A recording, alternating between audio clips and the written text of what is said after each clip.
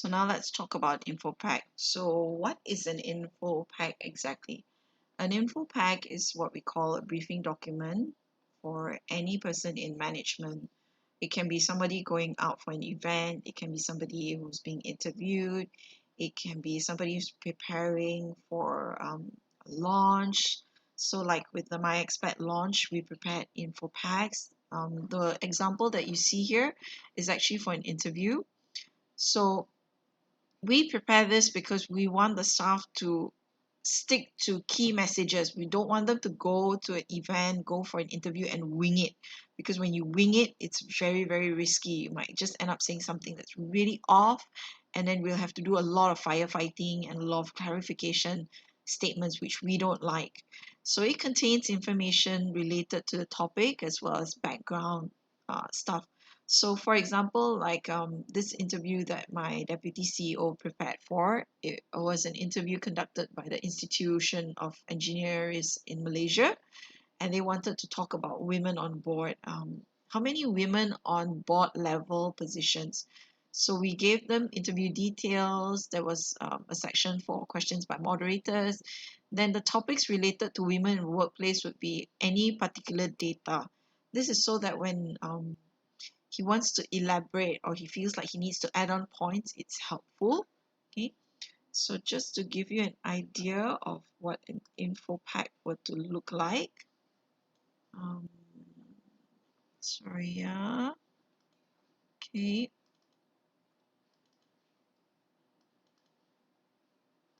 So we have all the info packs here. So as you can see, every event that we go for, even though it's a briefing, C-suite level dialogue, a round table, a general info pack, an interview, we actually prepare the materials so that they know what to say. So with regards to this one, we actually looked. So for example, let's take okay, future of work event info pack. So this is a Word document. So it looks like this. So we always start off with a one pager. What's the main message? So this is the summary. So basically it's this: if your boss is too lazy to read 60 over pages, and usually they don't, I wouldn't say it's lazy, but they don't have a lot of time, they would actually read this and it's sufficient. So these are the key message points that he would need to know when he goes in. Okay, so it's things like, oh, you know, what are the trends affecting Malaysia's workforce? What's the government commitment? Where do we feature? Then this is the problem statement and what we are doing about it. So what are the event details? So apparently he's going there as part of a session to talk about the future of work.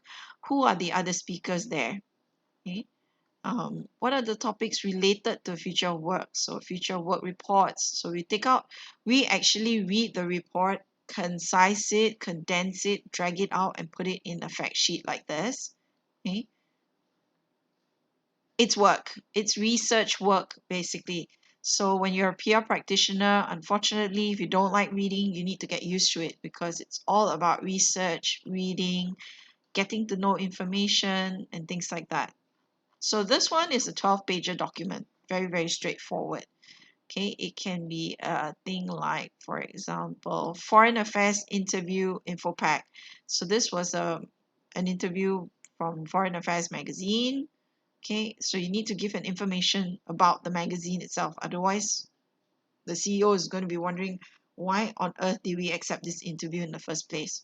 So what's the magazine? Who are the readers? Who is it published by? What's the objective? Why in the first place do you want me to sit in for this interview?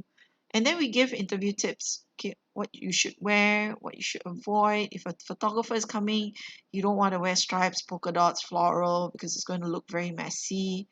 Do's and don'ts. Okay, don't say things like, this is my personal opinion, because you will get quoted on this. Okay, so we gave him interview questions because it's an interview, so we managed to get the questions out and we prepare what points you need to say. So if he asks for brief background, you need to talk about the company, what the company does, and then here comes the hard questions. What can you say about overall talent pool and brain power in Malaysia? Okay, so you need to find angles to tell the story. What are industries that are showing growth? What are opportunities that are available for local and foreign talent? Okay, can you comment on brain drain and how this has changed today? So this portion here is more than just facts. It's also about angling. You don't want to be seen as, oh, we're going through a brain drain, brain drain, brain drain. But instead, you want to encourage and look at it from a perspective of brain circulation. It's a reality. It's not unique in Malaysia. So here you can see a slight shift in the angling, okay, and a slight shift in the messaging. And then, of course, the questions like initiatives you have, what programs, how much importance. So here, my colleague has done it, but I put in some quotes like you need to pull out the verbatim quotes, repeat the messaging above so that it's consistent. Okay. Then other possible questions. Now you need to be able to predict what the journalist might ask because it's naive to go into an interview live or recorded like this one, thinking that the reporter will stick to the questions at hand because anything can happen on the day of the interview itself. And if something occurs and you're not ready, you can be caught. And that's not a situation that you want to be in. So we usually do some prediction on a couple of questions that might relate to this, or even just possible things that they might ask, like about employment. Malaysians are not being paid well. What is your comment? So things like that. Okay.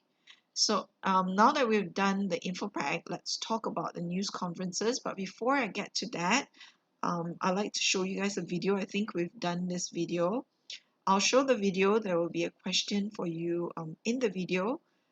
Answer it, and then we'll move on to the actual lecture on news conferences. Yeah.